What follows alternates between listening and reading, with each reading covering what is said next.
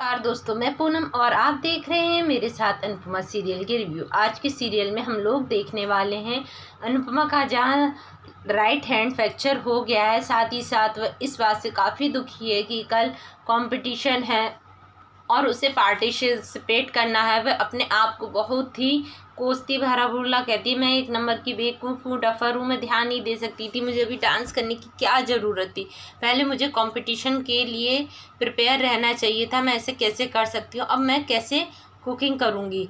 उसकी बेचैनी और घबराहट को देख के यशदीप को बहुत बुरा लगता है और साथ ही वह उसका हौसला भी बहुत बढ़ाता है। इधर डॉक्टर कहती है कि आपके राइट हैंड में फ्रैक्चर तो नहीं हुआ है, पर आपका जो मसल्स है वो खिंच गई है, जिसकी वजह से आप एक चम्मच भी नहीं उठा पाएंगी।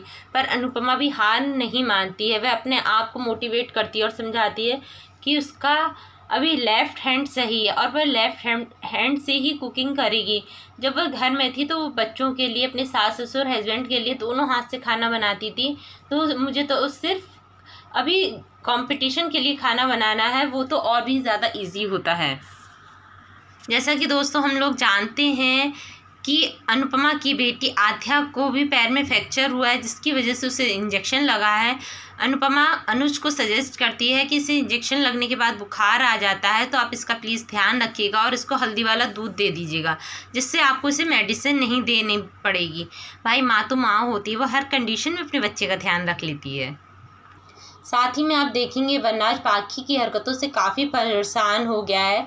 वरनाज टिकट कराता है पाखी को इंडिया ले जाने के लिए, पर पाखी एंड मोमेंट पर गायब हो जाती है। पर वो भी उसका बाप है, वो उसको जाके ढूंढ लेता है और पता चलता है पाखी अपने दोस्त के साथ है।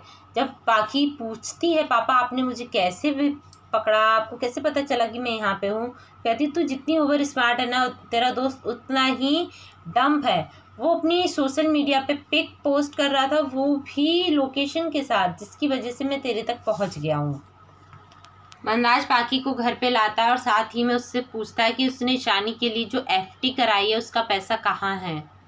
इस पे पाखी जवाब देती है, शानी का जो एफडी का पैसा था वो मैंने अपने बिजनेस पे लगा दिया है। इस पे वह काफ़ी नाराज़ होती है कि तू मेरा काहे का बिज़नेस, कौन सा बिज़नेस, कैसा बिज़नेस जिसमें आज तक तूने एक फूटी चवन्नी कमा के नहीं दिए, सिर्फ वो कुएं की तरह उसमें पैसा डालती जा रही, इसको बिज़नेस कहती है। पा ने पाखी को खूब सुनाया तो पाखी भी हमारी बेचारी चुप नहीं रहती है, उसने भी पलट के जवाब दिया, पा आप क्या जानो बिज़नेस क्या होता है, आपको बिज़नेस की ABCD भी आती है, बस आपको झूले पे बैठ के झूलना आता है, कलेश करने आता है, बार ब्ला ब्ला ब्ला ब्ला। मतलब पाखी ने भी बहुत बदतमीजी की।